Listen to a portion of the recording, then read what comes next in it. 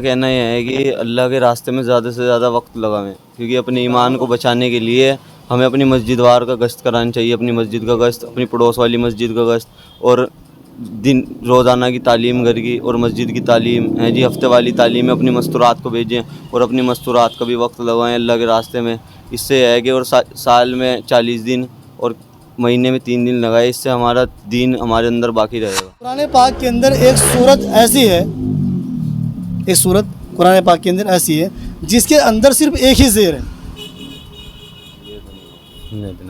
وہ چھوٹی سی ہے ماشاءاللہ۔ السلام علیکم۔ وعلیکم السلام۔ وعلیکم السلام۔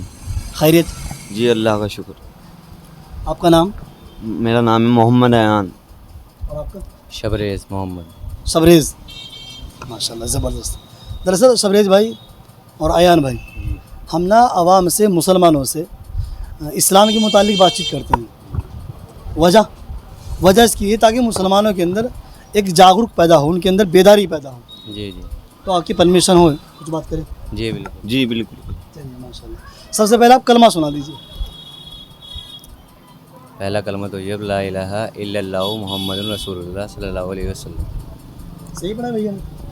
پہلا کلمہ طیب میں نے پاک لا الہ الا اللہ محمد الرسول اللہ صلی اللہ علیہ وسلم۔ صحیح ماشاء اللہ۔ اچھا، آپ دونوں ماشاء اللہ اچھا کلمہ پڑھا ہے، اس کا معنی کیا ہے؟ اس کے معنی مجھے نہیں معلوم۔ آپ کو نہیں معلوم؟ اس کے معنی ہے کہ نہیں کوئی معبود سوائے اللہ کے، اور حضرت محمد مصطفیٰ صلی اللہ علیہ وسلم اللہ کے بندے اور اس کے رسول ہیں۔ تو یاد آ گیا ہوگا؟ ابھی یاد نہیں۔ اللہ کے سوا کوئی معبود نہیں ہے۔ اللہ کے سوا کوئی معبود نہیں، حضرت محمد صلی اللہ علیہ وسلم آخری پیغمبر اور رسول ہیں۔ صحیح ماشاء اللہ زبردست۔ یہ سر اچھا، جیسے آپ نے ماشاء اللہ کلمہ پڑھا ہے تو کلمے کی کوئی ایک فضیلت بتاؤ مجھے، فضیلت کوئی بتاؤ۔ جیسے ماشاء اللہ کچھ وقت لگا ہے اللہ کے راستے میں، جی فضیلت تو آپ جانتے ہیں کسے کہتے ہیں نا؟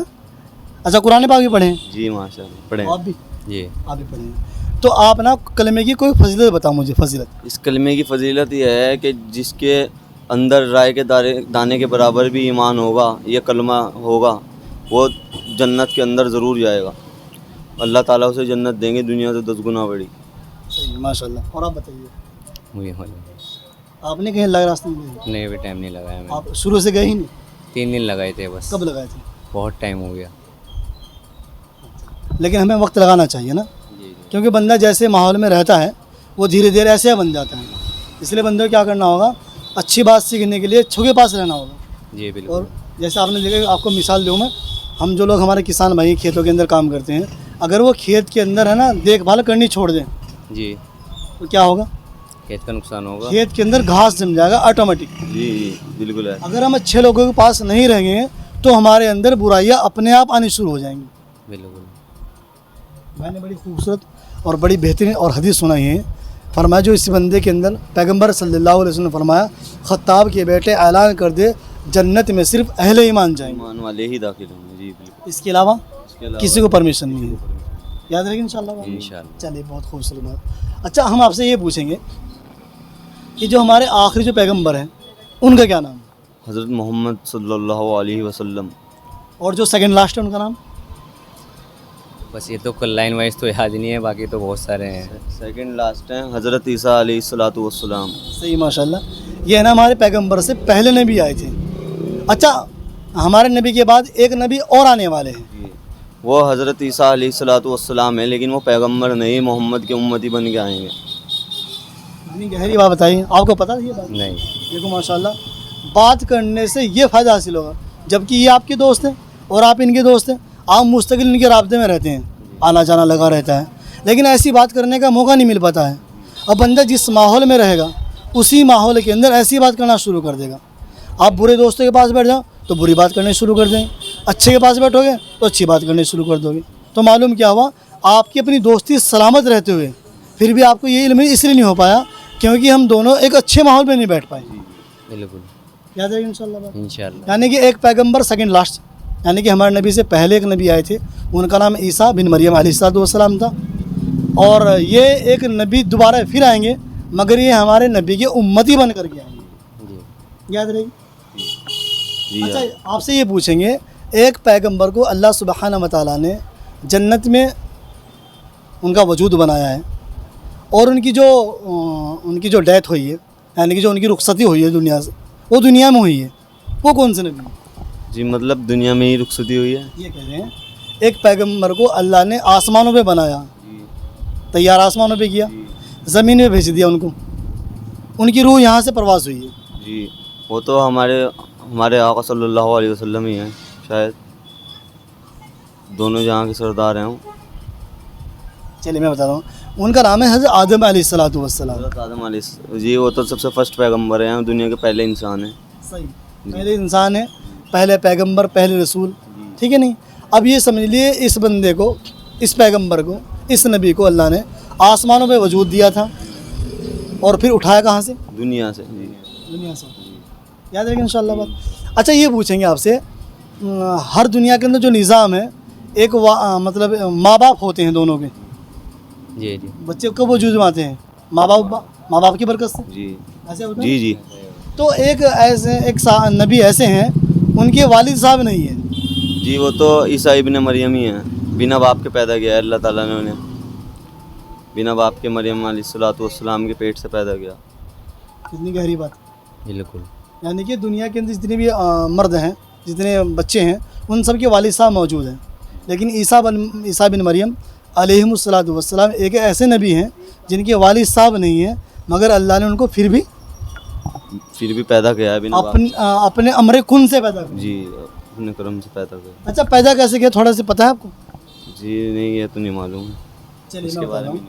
इनकी वालिदा मोहतरमा जो थी, इनकी है ना, जो ये गिरेबान के अंदर हज़रत जिब्राइल अलैहिस्सलातु वस्सलाम ने फूंक मार दी और जिसकी वजह से है ना इसकी वजह से पैदा हुई। पैदा हुई। अच्छा इन्हीं के मुतालिक ये बात करेंगे कि जैसे हमारा कलीमा ला इलाहा इल्लल्लाह मुहम्मद रसूलुल्लाह, जी जो ईसा अलैहिस्सलाम के लोग मानने वाले हैं, जो इनके वक्त के अंदर लोग मौजूद थे, उनका कलमा क्या था? उनका कलमा शायद ये था ला इलाहा इल्लल्लाह ईसा कलीमुल्लाह। सही माशाल्लाह, अंदर सही, ज़बरदस्त माशाल्लाह, बहुत खूबसूरत। क्योंकि हम ये समझते हैं जो हमारा कलीमा है ये क़यामत तक चलेगा, बात बिल्कुल सही है, लेकिन जो हमारे से पहले पैगंबर आए धीरे धीरे उनके कलमे भी ऐसे बदलते चले गए, और हमारे नबी का कलमा इसलिए क़यामत तक चलेगा, उसकी वजह बताओ। उसकी वजह ये है, एक तो ये है कि ख़त्म नबूवत के सदक़े में है कि ख़त्म नबूवत है, इसके बाद कोई नबी नहीं आने वाले हैं, इस वजह से लास्ट तक चलेगा। सही माशाल्लाह, हमारे नबी के बाद कोई नबी नहीं आने वाले, इसलिए है ना क़यामत तक के हमारे नबी के नाम का सिक्का बराबर चलता रहेगा। ठीक है इंशाल्लाह। और कुछ सवाल करें? अच्छा ये पूछेंगे, कुरान पढ़े हैं माशाल्लाह? जी जी आप भी पढ़ें? जी पढ़े हैं। कुरान पाक की जो एक ऐसी सूरत है, वैसे तो धीरे धीरे जैसे कुरान पाक की जो पहली आयत है वो कौन सी है? पहली आयत नहीं, पहली सूरत मालूम है, वो तो अलिफ लाम मीम की।